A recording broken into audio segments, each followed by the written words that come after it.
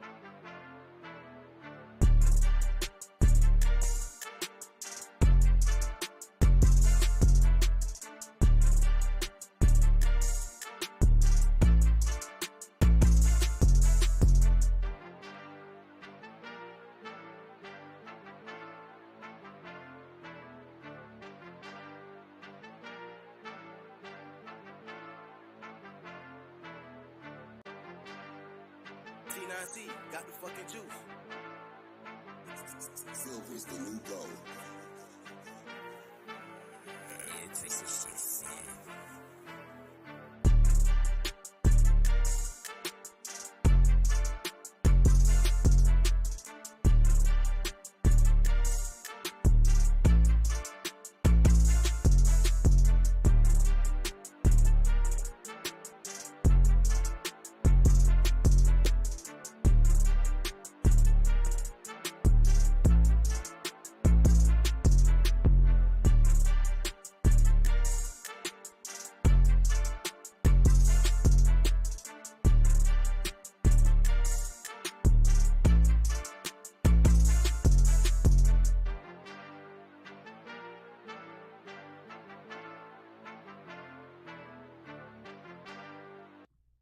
What's going on, everyone? Welcome back to another episode of the JT Sports Podcast. I'm your host, JT. Got a very exciting episode for you guys today, man. We're going to be talking a good amount of college football. Going to be giving my early thoughts on LSU versus Florida State. My expectations for the Texas Longhorns going into this season. Is it playoff or bust? Jordan Love, training camp update. How is he performing so far throughout training camp for the Green Bay Packers? And what if Sean Payton cannot fix Russell Wilson? Before we get into it, if you're new and you haven't already, make sure that you leave a like, subscribe to the channel. We go live every day, Monday through Friday, around 5 p.m. Eastern Time. The JT Sports Podcast isn't just available on YouTube. You can find the audio version of this episode available on all podcasting platforms: Apple, Google, Spotify, Amazon. Wherever you get your podcast from, you can find the JT Sports Podcast. Follow us on social media. You can find us on Twitter or X at JT__, and on Instagram at JT__. Go ahead. Follow us there. We're going to be posting some bonus content there. And also, it's a good way to get in contact with me if you have a question that you would like answered on a potential episode. Make sure to submit them via the DMs on Instagram and Twitter at JT_, at JT__. And before we start, last thing I got to mention is, please give us a 5-star review, man, on Apple and Spotify. We are trying to get to 100 5-star reviews before the start of the college football and NFL seasons. We currently are at 75-star reviews on Apple. We got a long way to go on Spotify. So go ahead, if you support the channel, leave us with a 5-star review. We will greatly appreciate it. All you got to do is type in the JT Sports Podcast or go down to the description down below and it should pop up. Go ahead, rate us 5 stars if you support the channel and you love the content. Jordan Love is one of the biggest mysteries going into this upcoming NFL season. And we got to check on with how he's been performing. Or let me start that over, man. Jordan Love is one of the biggest mysteries heading into the upcoming NFL season, man. And we got to check in with how he's been performing so far in training camp for the Green Bay Packers. Now, he's been really up and down. He's had some great moments, and he's also had some really bad moments. I want to start off with the good. He had a really good practice session during the Green Bay Packers family night. And during that session, he went 11 of 19, 3 touchdowns. He had no interceptions. He played mistake-free football that whole entire afternoon. He was really good with making great decisions with the ball. And the talent was obviously evident. There was a clip of him on Twitter getting outside the pocket, and he found Aaron Jones on a touchdown, which he threw that TD sidearm between 2 defenders. So obviously we know that Jordan Love has all the talent to make all kinds of throws. And what really has impressed me the most with Jordan Love is how good he's able to make throws from different angles. His arm strength is so good that it allows him to make all these different kinds of passes with his arm bent at different directions at different angles. He also has really good athleticism. He's a better athlete than what I initially thought. And from what I've been hearing about Jordan Love is that his teammates, they really like him. He has a good grasp of the locker room. He is emerging as a leader. And he's starting to kind of understand what it takes to be a starting quarterback in the league. Now, when you look at some of the bad from Jordan Love that's been reported about him coming out of training camp, his accuracy has had a lot of issues. He's missed a lot of receivers downfield on deep throws. He's overthrown a good amount of wide receivers. And plus, not just has he struggled for the majority of camp, but this whole entire offense has had their fair share of struggles. The offensive line has been shaky. The wide receiver play, we know there's talent at wide receiver, but there has been a good amount of the dropsies, and that has caused Jordan Love to get frustrated. And the defense has gotten the better of the Packers offense for the majority of training camp. And up to this point, when I'm thinking about Jordan Love, and if I'm the Green Bay Packers front office, I still don't really know what I have in this guy. I don't know if he still is the long-term answer at QB for the future, or if we end up whiffing on him, and if he is a potential bust. And at this point, we don't have any word on how Green Bay is feeling about Jordan Love so far throughout training camp, because there's been a lot of good, but there also has been a lot of bad. Preseason is just around the corner. How much of Jordan Love are we going to see in the preseason? We don't know, but we probably should expect to see at least him come out for the first couple of series. At least get a series or two, and we can see what he looks like from there. The team around Jordan Love, I think, is good enough for him to have a good season. And my comp for Jordan Love, I kind of think he's going to be another version of Jameis Winston, but way more athletic. And when I said that a couple of days ago, there were Packers fans who were asking me, where do you see Jameis Winston at? And you read the reports that have come out about Jordan Love out of training camp and the fact that his decision making still isn't that great. He has a tendency to force passes into double coverage. That's why I feel he has a lot of similarities to Jameis Winston. He can kind of get tunnel vision at times. He can kind of lock on to one receiver. What version of Jordan Love are we going to see this season? We really don't know. Are we going to see the Jordan Love that we saw a couple of years ago against the Kansas City Chiefs? Or are we going to get the one that we saw against the Philadelphia Eagles last year? Because so far throughout training camp, it seems like the Jordan Love that has been performing for the Packers has been the one that we saw when he didn't look all that great against Kansas City. There just has been a lot of inconsistency. And Matt LaFleur has come out and he said that he's still looking for a little bit more out of Jordan Love when it comes to getting the play-ins, looking at more control of the offense.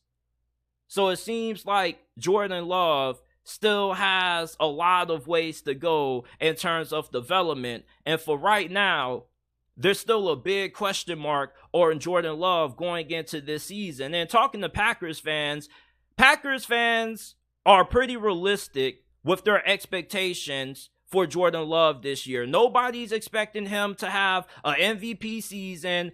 You're not expecting the next coming of Aaron Rodgers. You're expecting Jordan Love to be solid. And when I was talking to my guy Juice, who is a Packers fan, and I asked him how he has felt about Jordan Love's performance in training camp up to this point, he has said that Jordan Love has been as expected. There's been some wild moments where he's made some really impressive throws that make your jaw drop, and he also has had some throws that made you scratch your head and ask, where were you going with that? Why would you throw that pass? Jordan Love in training camp has been a mixed bag. You don't know what you're going to get out of him on a week-to-week basis. And if you're a Packers fan, you know, yes, Jordan Love may have forced you to have tempered expectations for him because he's been behind Aaron Rodgers so long. You really haven't had a good sample size to see what he can do. But you don't want to go into this season expecting Jordan Love to just be serviceable. You kind of want Jordan Love to be great. You want him to at least play at a top 12 level. If he can give you that kind of quarterback play, this possibly is a playoff team. Now, when it comes to the rest of this division, the Bears, Justin Fields is a little bit of a question mark. Kirk Cousins, he's a solid quarterback, but if Jordan Love ends up playing up to his potential, he probably should be able to elevate over Kirk Cousins. And of course, Jared Goff, who probably is the best quarterback in this division right now, he's not seen in a elite light. He's more seen as a above average, very good quarterback when he's at his best. So for Jordan Love, I think there is a little bit of a chance that he could come in and maybe he surprises this season. When you have somebody who's had this kind of performance in training camp, it makes it really hard to get a good reading on how he's going to be this year because there's been so many ups and downs. Like, I don't think there's been a stretch in training camp where Jordan Love has been consistent for 3 days straight. We haven't seen 3 consistent days of practice out of Jordan Love when it comes to making good decisions, making the right reads, and limiting turnovers. Jordan Love still has a ways to go.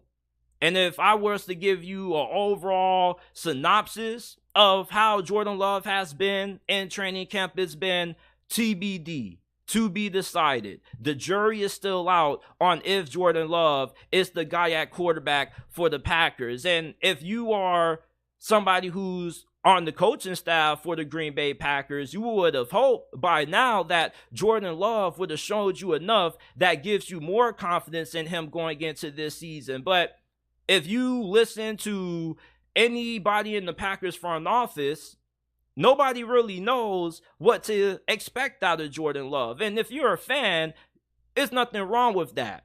But from a front office standpoint, you don't really know what you're going to get out of your quarterback this year. I think that's a little problematic. If I talk to the general manager about Jordan Love, I want to hear, yeah, this man's ready to go. He's showing us a lot. We're confident in Jordan Love's ability. You don't really want to hear, we just got to wait and see. If this is your franchise quarterback, the guy who you have the utmost confidence in to lead your franchise, you want to hear, he's our guy. He's already submitted himself as the guy moving forward for the next couple of years. It seems like the general manager for Green Bay is taking this kind of day by day, and everybody in the Packers organization is still on the fence about Jordan Love. There hasn't really been anything coming out cementing him as being that dude. And there was a similar situation with Aaron Rodgers way back when he was coming in to his first starting years as the QB for the Green Bay Packers, taking over for Brett Favre. But after his first season, though, there was a lot of promise. His first season may not have been ideal, but it was pretty solid. Can you get that kind of performance out of Jordan Love? How is his first season going to be in comparison to Aaron Rodgers? Listening to a couple former Packers players such as James Jones, they said that it didn't really take too long for everybody to know that Aaron Rodgers was that guy. Even in practice, there were a lot of throws that Aaron Rodgers made that made teammates have a lot of confidence in him.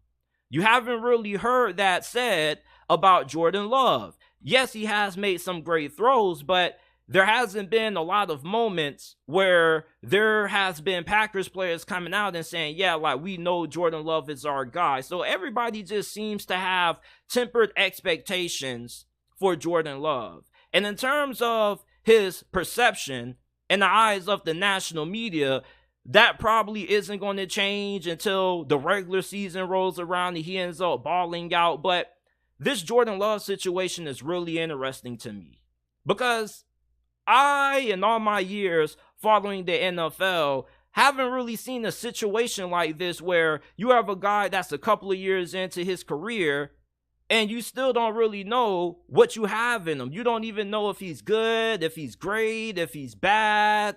And by this point in training camp, with how shaky and how inconsistent his performances have been, it makes you a little bit skeptical about the Packers going into this season. And most people don't expect the Green Bay Packers to be a playoff team, but I think most of us expect this to be a team that's capable of winning between 6, maybe 9, 10 games at best. But judging on these reports coming out about him in training camp so far, I think this probably could be a 5-win team. And this offensive line has kind of had some struggles. The receiving core has had some issues with drop passes. This Packers team, man, the defense looks like it's all world. And that's a positive if you're Joe Barry. If you're a Packers fan, at least you can have way more confidence and optimism in your defense being able to be good this year. But Jordan Love, I was kind of hoping for a little bit more. When I was reading these reports about Jordan Love, I was hoping that he was having a lot of big throws, a lot of great practices, but he has only had about 2 practices that's been really good and about 3 of them that been so-so, and the rest of them haven't been great. And all of his struggles aren't on him. Like I said, the receiving core has struggled with drops. The offensive line has been shaky, but the jury's still out when it comes to Jordan Love and how good he's going to be this upcoming season. There's a lot riding on Sean Payton. If you believe that Russell Wilson is going to have a bounce back season, it's most likely due to Sean Payton being the head coach. And if Sean Payton isn't able to fix Russell Wilson and Russell Wilson still can't cook, there's going to be some really harsh penalties for the Denver Broncos to have to pay, man. And not just from a financial standpoint, but when you look at the future of this franchise, if you have Russell Wilson, who ends up having another stinker of a year, and you have to come to the realization that he doesn't have it anymore, what are you going to do? You can't trade him. You can't cut him because his cap hit is way too high and his dead cap is insanely high. You wouldn't be able to recover if you were to release Russell Wilson with how big his dead cap is. And you really can't do anything with him in terms of getting rid of him until 2025, 2026. His dead cap hit in 2025 is $49.6 million, which is a lot, but I think if you're Denver, depending on your cap situation, you will be okay with eating that. And he'll be 37 years old. But the year after that, you do have a potential out in 2026 where his dead cap is only $31.2 million, but that's still a lot. So if Sean Payton can't get Russell Wilson back at the level that he was playing with the Seattle Seahawks, or at least better than what he was last season, it's not going to be good thinking about the long-term implications that this will have on the Broncos from a futuristic standpoint. Russell Wilson, you are going to have him on the bench if he doesn't bounce back, and he potentially is going to be replaced with the rookie quarterback in next year's draft because Denver does have a first-round pick in the 2024 draft, and there are a lot of great quarterbacks coming out. And if Russell Wilson doesn't end up working out with Sean Payton, we know that Sean Payton is not going to hesitate to find his replacement. Sean Payton is getting paid a lot of money. Most of the reason why he's getting paid all that money is because of the situation with Russell Wilson. But if this doesn't work out, he's going to have no choice but to go ahead, maybe trade up for a quarterback in the top 10, get a Michael Penix or a Bo Nix, and you're going to have to start that guy over Russell Wilson or have a little bit of a quarterback battle. But this Russell Wilson situation really has Denver in a really tough situation. You're hoping that Sean Payton can get the most out of Russell Wilson, and Sean Payton has a very great track record. But from what we've been hearing about training camp, when it comes to Russell Wilson, it hasn't been a lot of positive. Sean Payton has had a lot of good things to say about Russell Wilson, but the reports say otherwise. Russell Wilson is still getting acclimated to Sean Payton's system, and Sean Payton is still learning how to put Russell Wilson in situations to succeed. And Russ has put in a lot of work this offseason. He's lost weight. He looks skinnier. He looks more mobile. But all that sounds good, but how is this going to translate to success on the field? And Denver's future kind of is in the hands of Sean Payton and Russell Wilson. If they can't figure it out, things are going to look really blurry up there in the Mile High State. I just don't see a world where if Sean Payton doesn't get Russell Wilson playing at a high level, this franchise being able to be a winning organization until he retires. And maybe Russell Wilson does retire if he has another bad year. I don't think he's the kind of person that wants to sit there, be a backup, and get paid a lot of money for it. He's somebody who wants to go out there and contribute to the team's success. But if this ends up resulting in Russell Wilson not really making too many improvements, you got to wonder if the Denver Broncos hiring Sean Payton and trading for him was even worth it. Sean Payton put a lot of pressure on himself and low-key put a target on his back when he came for Nathaniel Hackett. And although I don't have an issue with Sean Payton's comments, it kind of looks like some comments that he could go back on and kind of say, damn, like maybe I shouldn't have said this. Maybe this kind of put me in a little bit of a bind, because Sean Payton has a lot of confidence in his abilities, but maybe some of these players are right. Maybe Sean Payton kind of made those statements because he realizes how tough this actually is, and maybe this is a lot tougher than what he initially expected. Maybe Russell Wilson has also got hit by Father Time. You see, it's easy to put all the blame for Russell Wilson's struggles last year on Nathaniel Hackett. But what if Father Time has just caught up to Russell Wilson, and Russell Wilson just isn't good anymore? He's just up to the age where he just can't produce and he can't do what he was able to do from an athletic standpoint. A lot of Russell Wilson's game is based on improvisation, being able to extend plays, be Houdini, and make big throws downfield. And you got to have athleticism because you got to be able to run around to do that. And with Russell Wilson up there in the 30s, man, that athleticism may not be there anymore. He's not somebody who can play well in structure. He's not Drew Brees. He's not somebody that's going to be 1, 2, 3, boom, the ball is out. He's going to be somebody that's 1, 2, 3, look around for the bigger play.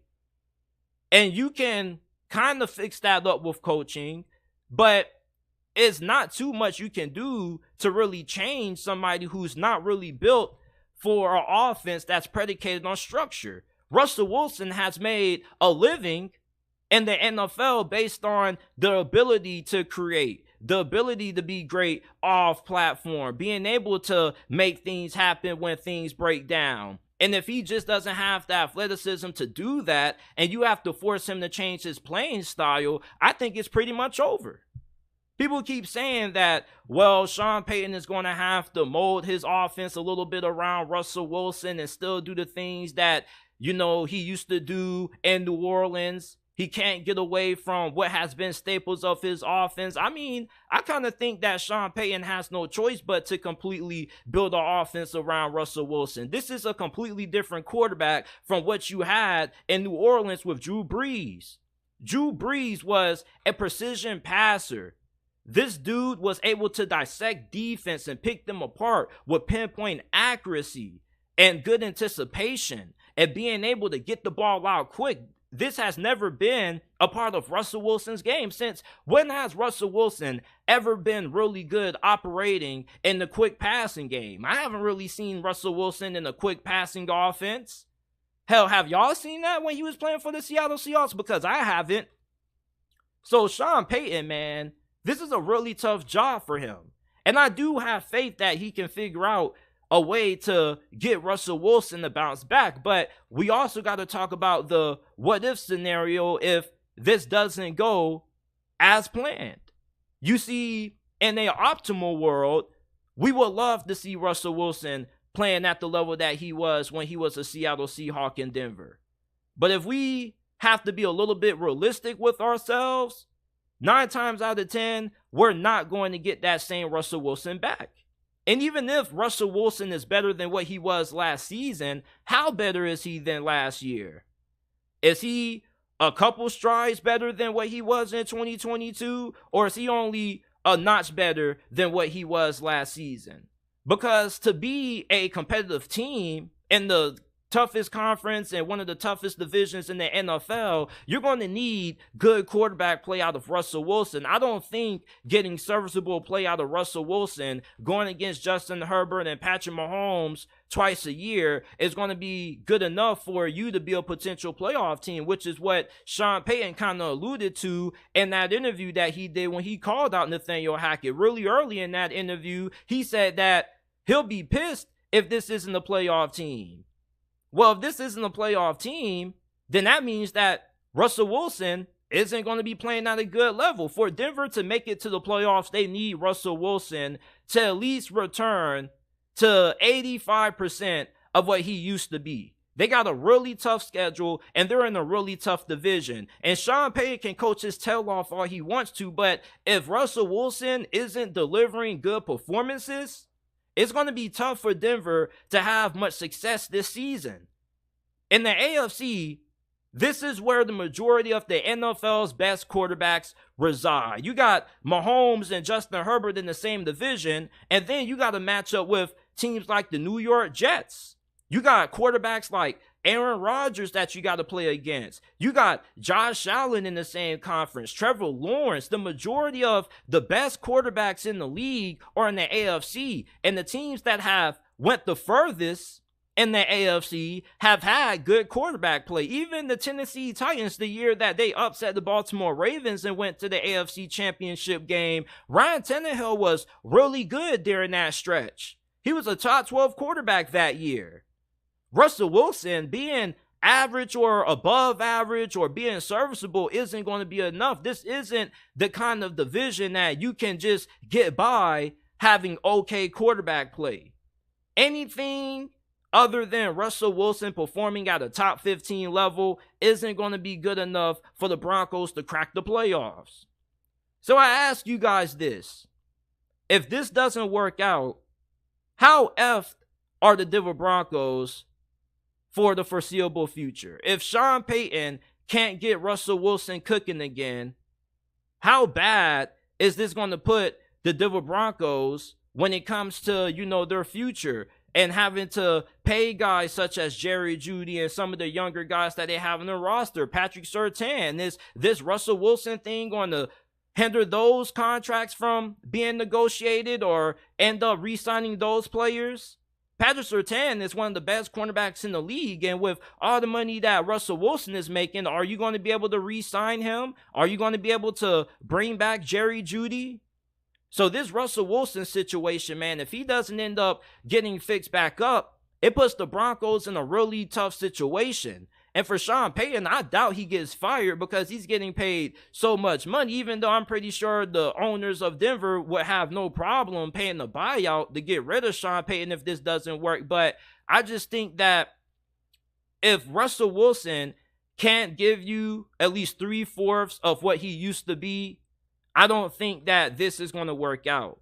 I think for the Broncos to have success this year, you need Russell Wilson playing at least close to the level that he used to play at with Seattle. And if you don't get that, you're not going to be able to go far. And even then, if Russell Wilson plays at an average level and you're okay with that, you got to remember that he's only getting older. So he's only going to regress more athletically. Russell Wilson isn't going to be able to keep up the same level of play up into his late 30s, even with him making the weight loss. So if this doesn't work out for the Denver Broncos and Sean Payton and this rehabilitation project with Russell Wilson fails, I think that the Broncos are going to be in an even worse situation when it comes to their future, because you're going to have him taking up so much of the cap and you're going to be stuck with him for at least the next couple of years. You can't do anything with Russell Wilson until at earliest 2025. And that would be a really big dead cap hit that you would have to take. And we remember what happened with the Atlanta Falcons and Matt Ryan. I mean, they took so big of a dead cap hit, they pretty much couldn't do anything. And it took them a little bit of a while to recover from that. And Denver, they do have a first-round pick, but you will have to use that on a quarterback. So you'll be paying a rookie quarterback on a cheap deal, but you'll be having your backup making more money annually than your rookie QB, who most likely could be the starter.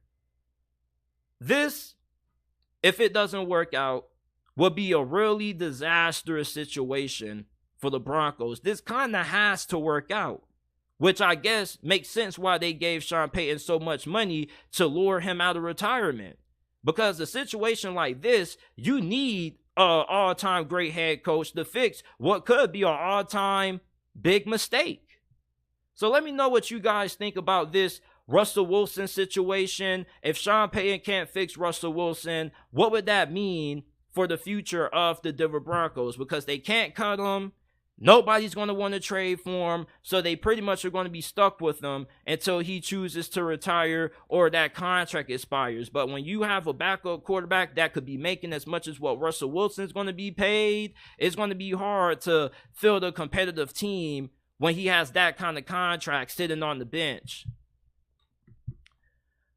LSU going into this season has really high expectations. They had a really big first year under Brian Kelly. I don't think anybody expected LSU to have the success that they had year one last year under him. And going into this year, there's a lot of optimism that LSU could once again win the SEC West and maybe win the SEC this year, be able to challenge and knock off Georgia for the SEC crown. But for Florida State, they have high expectations too. And if you were to ask me who has more hype going into this game, I got to go with Florida State, man. Like, Florida State has pretty much been the talk of college football. All you hear is Jordan Travis for Heisman. You hear everything great being said about Mike Norvell and what he was able to accomplish with this team last year. But the expectations are sky high for Florida State. And honestly, this is the highest that the expectations have been for the Seminoles in a very long time. And let me tell you guys something.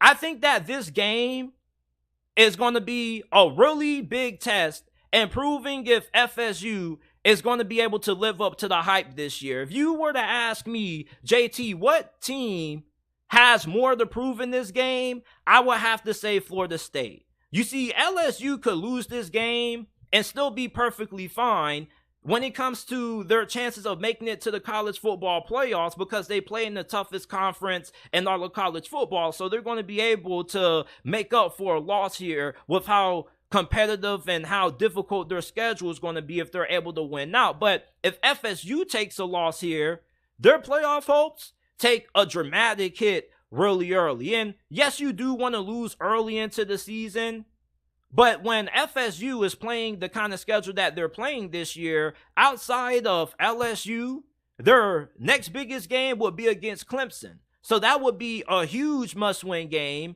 And then they will probably have to hope that they could get a couple of other good teams on the schedule. Maybe Miami ends up being pretty good this year. They get ranked in the top 25 and you can beat them and win out if you suffer a loss in this game and still find a way to make an argument for why you deserve to be in the playoffs.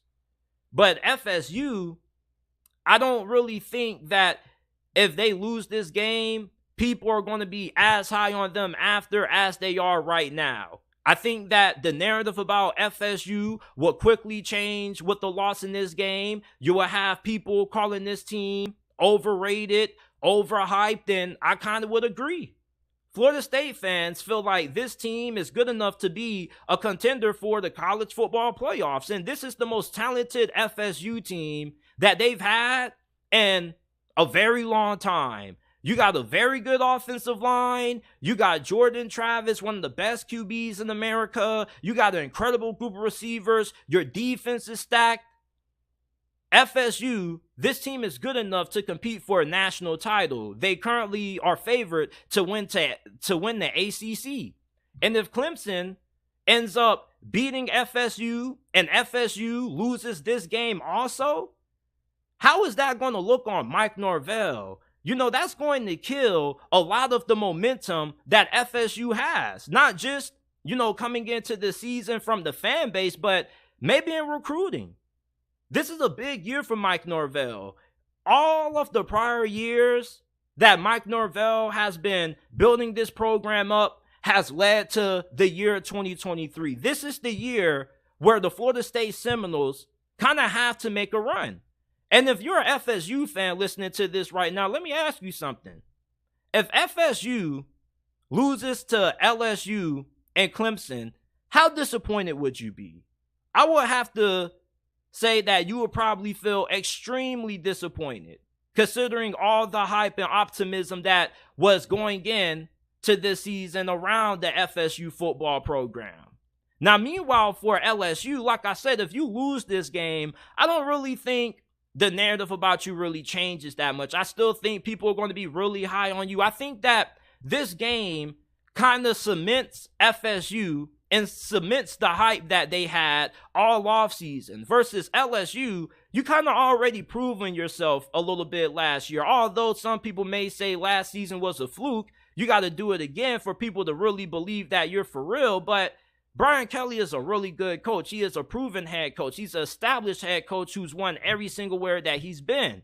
So I think for LSU, the narrative won't change on them. But for Florida State, I don't really think that they're going to have a lot of media attention and people are going to be talking about them as much with the loss in this game, because a lot of people now only really care about, are you in the mix to make the college football playoffs? And if FSU takes an early loss here and then they lose to Clemson, I think you will quickly hear the FSU hype train quiet down tremendously. And what would that mean for Mike Norvell having to handle that kind of disappointment? Because with FSU having these kinds of expectations, to have two devastating losses to LSU potentially and Clemson, could that potentially alter FSU season? Could that be a situation that maybe loses the locker room? Now, when we break down this game, and we look at what these two teams have when it comes to a talent standpoint, I think that these are two programs that are pretty evenly matched. When you look at quarterback, you got two Heisman hopefuls, Jaden Daniels and Jordan Travis. Jaden Daniels was fantastic last year. We talk about what Bryce Young did for Alabama, how he carried the Crimson Tide on his back. Jaden Daniels carried LSU on his back under Brian Kelly in his first year. I mean, he was going off against Alabama, Ole Miss, Florida. He had some great performances in those games, especially with what he did on the ground.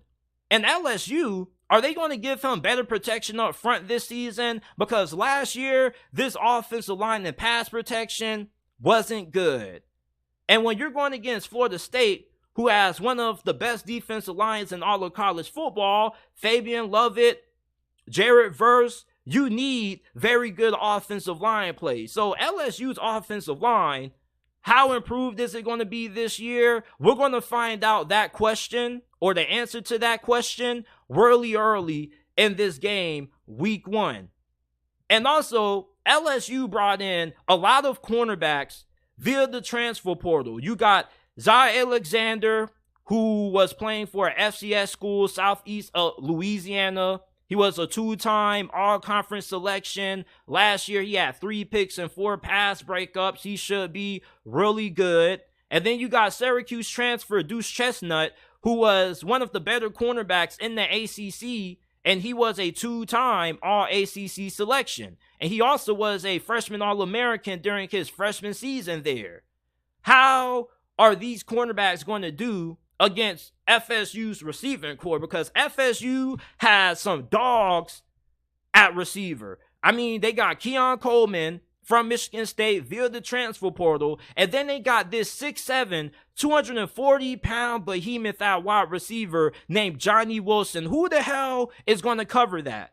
How the hell do you cover that? This is somebody who's 6'7", 240, fam. This is something that you see on Madden and Create a Player. And Johnny Wilson, he had some issues with drops, but I think he should have that issue fixed this season, and he could be in for maybe a 1,200, 1,300 yard year. That's how good Johnny Wilson could be this season for FSU. So for the LSU secondary, how are they going to handle that?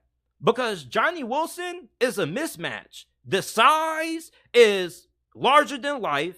You're not going to have too many cornerbacks that are going to have the length to match up with Johnny Wilson. And 2, his athleticism.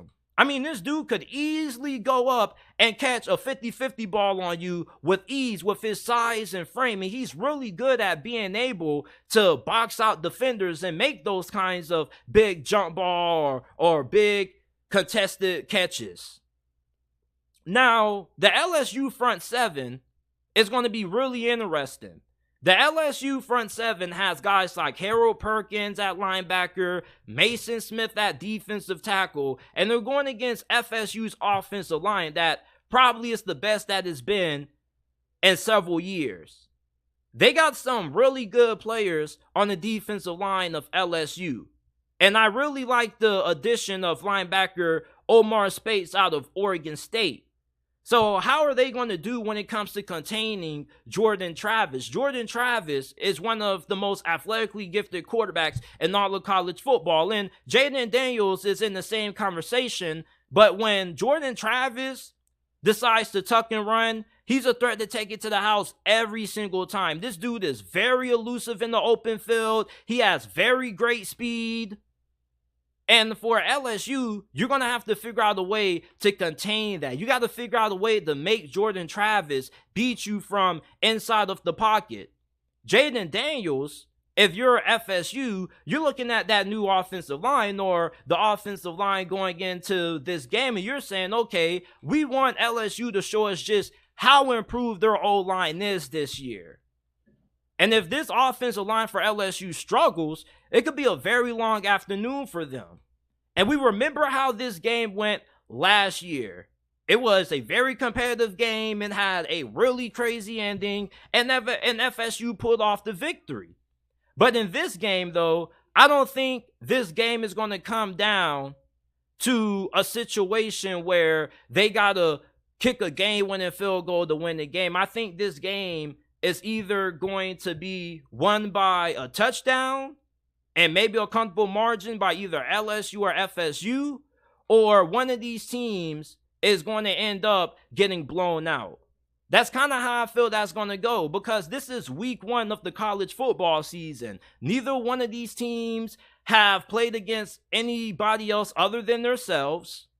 And plus, anytime you're going into a game this big, week 1, there's a tendency where you can get a little bit rusty. You could get maybe sloppy with the football early, and maybe you get a slow start. So which team is going to be more prepared in this game? That's why I feel this game either could be won by a touchdown or more, or it could result in a blowout. Now, I don't know who could end up getting blown out, but I think that's the way this game could go. I think that LSU has a lot of very talented wide receivers, and FSU has a really talented secondary. You got one of the best safeties out of the transfer portal. You got a really good group of linebackers. I'm eager to see who's going to match up well with LSU's really good group of tight ends. And Jaheim Bell, he's a monster at tight end for Florida State. So there are a lot of similarities that these two teams have from a roster standpoint. But I think that the offensive line for LSU probably is the biggest question mark in this game. And for FSU, your biggest concern is probably going to be the backing of your secondary. I'm looking at FSU in this game, and I think that they have way more to prove than LSU. LSU, we already know what they're capable of. They made it to the SEC championship year 1 under Brian Kelly. And if they lose this game, people are still going to be high on them. But for Florida State, a loss in this game, I don't think everybody has the same positive tone about them after a loss like they do right now in the preseason right now. Everybody thinks that Florida State has a very good chance of not just making it to the ACC title game, but being able to knock off Clemson and returning to the college football playoffs. But if they lose this game, not only does their journey to make it back to the college football playoffs get even tougher, but it also kind of maybe loses a little bit of momentum that this team might have had that they built based on what they did near the tail end of last season when they got on that winning streak, and then they ended up winning that bowl game against Oklahoma and getting a 10-win season. You built a lot of momentum based on what you did during the second half of last year when you went on that winning streak. And with the loss this early into the season, that could maybe halt that momentum, and maybe FSU kind of comes down to earth a little bit.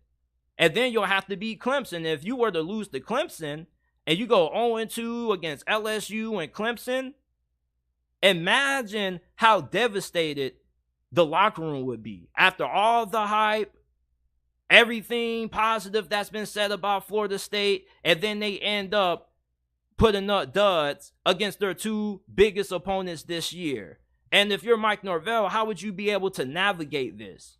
And like I said, for LSU, I don't think it's as much pressure on them because they already kind of came out of nowhere last season. So even if they do lose this game, people are still going to be pretty high on them because it's LSU, and you're going to give them the benefit of a doubt because of Brian Kelly and because they play in the SEC. But people aren't going to have that same mindset and that same perspective when it comes to viewing FSU. There's been a lot of hype about Florida State going into this game, and I think that this is their prove-it game. And if they win this game, I think that the hype for FSU is going to be at an even higher level than what it is going into this season, because they're going to have another win over LSU, who a lot of people think can win the SEC West. And then if they can beat Clemson, then everybody's going to be talking about Florida State, and the hype is going to be at an all-time high, because if they can beat LSU and Clemson, then I think that that pretty much proves that Clemson is, no longer the king of the ACC, and it proves that Florida State is back on the level that they were nearly a decade ago when they first appeared in the inaugural college football playoffs. And that shows you that Mike Norvell's plan has been successful, and he's even rebuilt FSU faster than initially expected. I thought that this thing was going to take 5 to 6 years to rebuild. And if FSU ends up making it to the college football playoffs, do you know what that would mean for this program? That would mean that this program has returned to the top of the college football world, which would also elevate recruiting even further. But if FSU ends up, let's say they lose this game to LSU, and let's say they lose to Clemson, how would that affect recruiting? Would recruiting still have the same momentum? I just think that FSU has more to prove in this game than LSU. And I know Seminole fans are going to say, JT, you tripping, like both these teams have a lot to prove. Like, they do. And you can say that, and I wouldn't push back against that. But I just think with all the hype that Florida State has been getting this offseason, they got to show that they are for real. And this is probably the best team that they've had in years. And there's going to be a lot of guys who are going to be out of this program next year. You're going to have a lot of new faces. So you're going to have a lot of new guys coming in, and you're kind of going to have to start over from scrap again. You got a lot of experience on this team. You got a lot of talent on this team. So my early thoughts is that if I had to tell you guys which team needs to win this game more, who has more pressure on them going into this matchup, I got to go Florida State. Like I said, FSU, it's been a while since they've been talked about in this kind of way. Nobody has talked about Florida State being a potential college football playoff contender in years. Nobody has had this level of optimism for the Florida State football program in a very long time. And if they were to lose to LSU, I think that a lot of those great things that have been said about FSU will be taken back by a lot of people.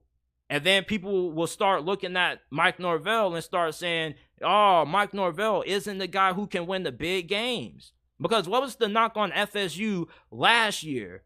Yes, they won 10 games, but who did they beat? They didn't play nobody that tough. So if they can't beat LSU, the narrative probably is going to be that Mike Norvell just struggles in big games. Even though they beat LSU last year, some people could say maybe that was a fluke win. And if they lose to Clemson, I think it makes Mike Norvell look a little bit worse when it comes to his public perception. Because then you're going to be 0-2 in your two biggest games of the years, and you're going to be out of the playoff conversation after everybody had these high playoff expectations for you this year. I think expectations are really high for FSU, and the expectations are why FSU has to win this game. They got to prove to everybody that this team is legit and that the Seminoles are back.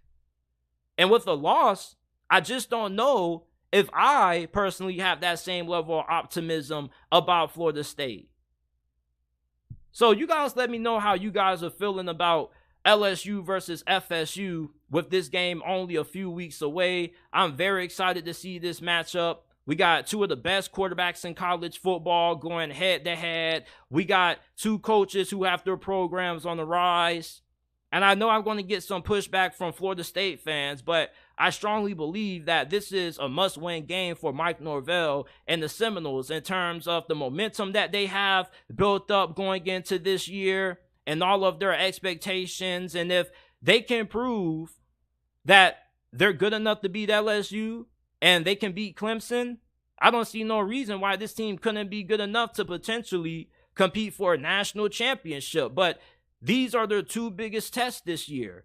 This game here against LSU and against Clemson. And for LSU, like I said, I don't really think there's that much pressure on them in this situation. I really don't. You're playing in the SEC. You still have everything ahead of you. And I think that many people have a lot of confidence in Brian Kelly. And the fact that some people may say, well, last year kind of was unexpected. It was lightning in a bottle. Of course, they were going to come back to reality this year. Okay, I don't think LSU fans would to hear that, but it'll be something that I would be okay with. I mean, the SEC is tough. The ACC kind of has been a cakewalk for the last couple of years. So for LSU, if they end up having a season where they only win 8-9 games, I don't really think too much is going to change. I still think everybody's going to be pretty optimistic about their outlook for the future. FSU, though, I don't know, man.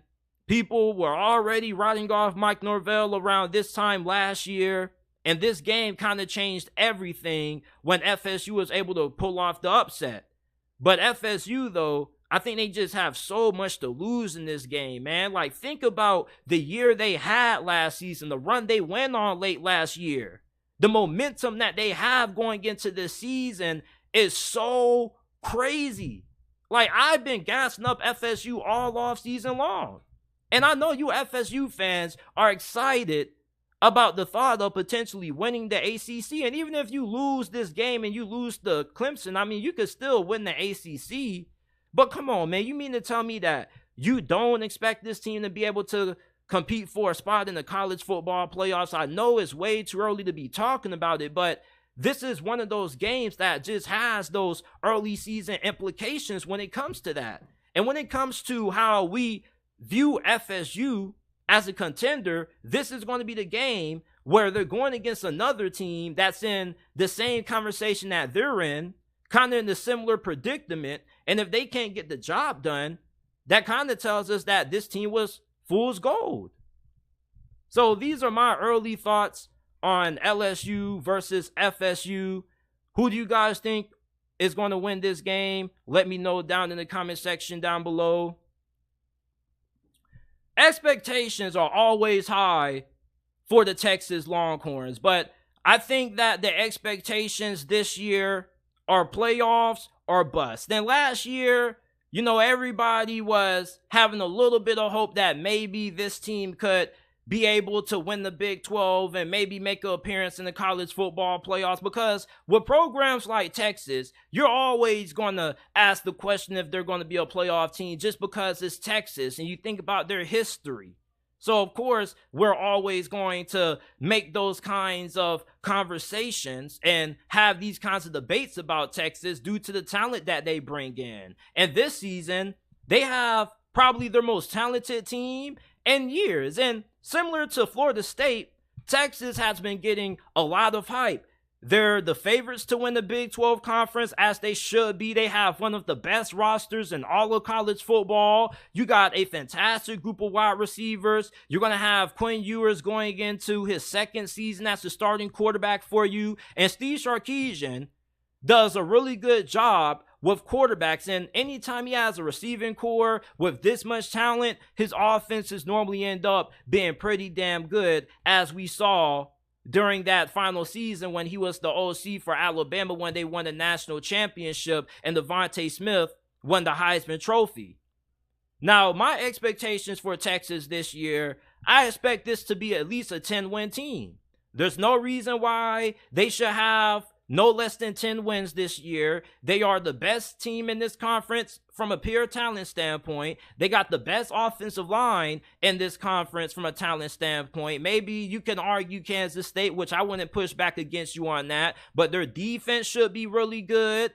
I mean, everything about Texas this year is better than what it was in 2022.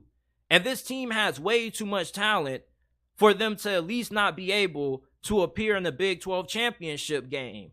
Now, although my expectations are 10 wins, there are people who probably would say that it's playoff or bust for the Texas Longhorns this year. Now, I don't know if I'm willing to go that far.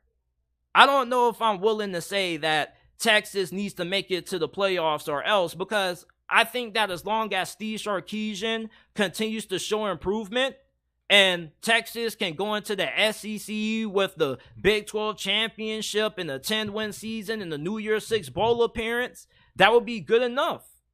But you look at the talent they have, this is a team that is good enough to be in the playoffs. And it is early to be having this discussion, but anytime you got a team like Texas that's this big and they got the kind of history that they do and they always have a lot of talent, of course we're going to talk about them being potentially a team that could get in to the playoff conversation.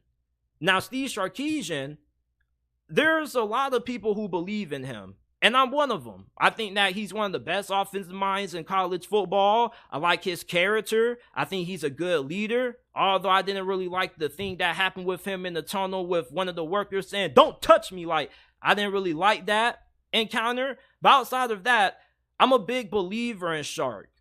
But a lot of people don't share that same belief that I have in him. Some people think that this thing could end up being another season where they have some losses to teams that they had no business losing to. Maybe they have an upset win on the road against Alabama, which is definitely possible. But if they beat Alabama, there's a chance that they probably end up having an upset loss to maybe a team like Baylor, who you got to play on the road, or maybe you end up getting upset by Kansas. That's why I really don't know if Texas should be viewed as a playoff or bust kind of team, because I think that this is one of those programs that if they end up getting a big win, they're not going to be able to handle that kind of success. I don't think that right now Texas is at a point where they can say, "Oh yeah, we got a big win. We've been here. We're going to know what to do next." I think they're a kind of team that if they get a big win, they're going to come out the following week and come out flat. And when you're looking at teams that potentially are going to be in the playoffs, they show a certain level of consistency. And that level of consistency isn't something that I think Texas could have this year. This is a program that went 8-5 last year that had some really confusing losses. I mean, at first, I was confused that they lost to Texas Tech. There's no reason why a school like Texas that brings in the kind of talent that they do should be losing to Texas Tech, although I do have a lot of respect for the Red Raiders and what they're doing over there, and I do think that they're on the come up. I just think that right now, Texas is at a point where they kind of should be running through the Big 12. No team in the Big 12 really recruits at the level that they do, which is why I kind of view them as a team that is conference championship or bust. But as I mentioned earlier, this is a team that anytime you put a little bit of expectation on them, they kind of find a way not to deliver. And Quinn Ewers last year, he had some good moments. We all remember the showing that he put on against Alabama. It was a masterclass performance, and if he never got injured, I believe that Texas probably pulls off that upset. But this year, though, he's going to have to make some really big strides and improvement. I believe that he will make those improvements, but I don't know how consistent he's going to be. One thing that I had a big issue with when it came to Quinn Ewers last year is that in certain moments and big situations, man, he just kind of came unglued. And I think the consistency with Spencer Rattler, you look at what happened with him at Oklahoma, and after his second season, him having to transfer to South Carolina, you're looking at Quinn Ewers. Is he going to follow that similar path? Now, he has shown a lot of maturity. He chopped his mohawk, even though I really loved it. But he now has a low ski. He looks way better. He's in way better shape. So is he going to be more consistent? Because we know the talent's there. We know that he's able to make all the throws necessary. We know that he has the ability to be a potential Heisman contender and to lead this team to greatness. But is he going to be able to live up to it?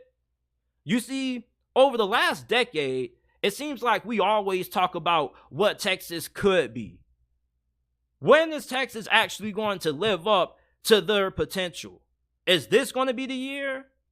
This is why I'm really skeptical of saying that Texas is in a playoff or bust situation. I don't think them making it to the college football playoffs should define if this is a successful season or not for Steve Sarkisian. I feel like a 10-win season is more realistic. Even though them being a playoff team is more realistic, that's not unrealistic, excuse me. I think that 10 wins, though, would just be a more fairer measuring stick for growth when it comes to what Steve Sarkisian has done. You see, I don't want Texas to have a great season. They win the Big 12 championship. They make it to the playoffs, and then they lose in the first round, and everybody's calling this season a disappointment because they changed their expectations out of nowhere. I think the most realistic expectations for Texas going into this year is for them to at least win the Big 12, which is something that they should be able to do, but they should have been winning the Big 12 every single year for the last decade, it feels like. But my expectations for Texas, I don't think it's one of those playoff or bust seasons for them. I think it's a playoff or bust season for schools like Michigan, Georgia, Ohio State. I think Texas has a really good team, but do they have the kind of consistency that you need to be one of those teams to get in? You see, playoff teams are really good in late game situations. They're really good in high pressure moments. I saw Texas in a lot of high pressure moments last season, and they folded several times. I remember that game against TCU. I was watching that game, and I was thinking the whole entire time, I was like, damn, like, Texas may end up pulling off the upset against TCU. But the difference in that game and why TCU pulled out the win was because TCU was able to step up in the big moments. And not just did they do it in that game, but TCU did it for pretty much the whole entire season outside of them losing to Kansas State in the Big 12. For Texas, though, are they going to be able to do the same? If they get into a close game, are they going to be able to pull themselves together and pull off the victory? You see, playoff teams have the escape door ability. That's what I like to call it. The escape door ability is when anytime you're about to lose, you just use that escape button and you just find a way to win the game. Prime example, Alabama when they beat you guys last season. I think they used the escape door ability. And theirs was kind of Bryce Young.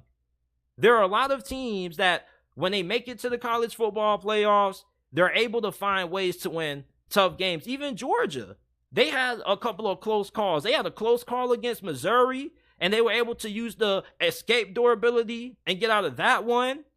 But I mean, when I'm looking at Texas, are they going to be a team that rises to the occasion in big moments? And I don't really think they're going to do a great job at being able to be consistent with that, which is why my expectations for them are at 10 wins. And I understand why people say this is a playoff or bust season for the Longhorns, because this is a team that has the talent to be able to win this conference and be one of those 4 teams in.